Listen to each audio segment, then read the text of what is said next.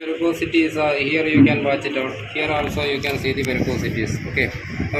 This side you can previous varicose ulcer was there. We treated and it is somewhat cured. Okay.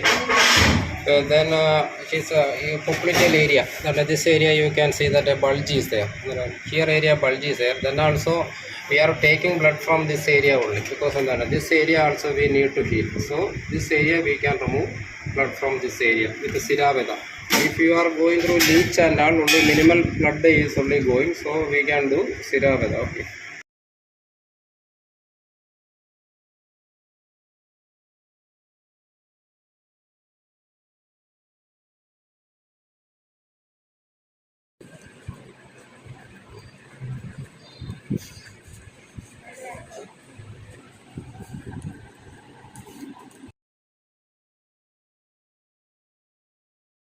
This area ulcer formation. This area also, this ulcer also heals very fast. If we are giving this one, Siraveda.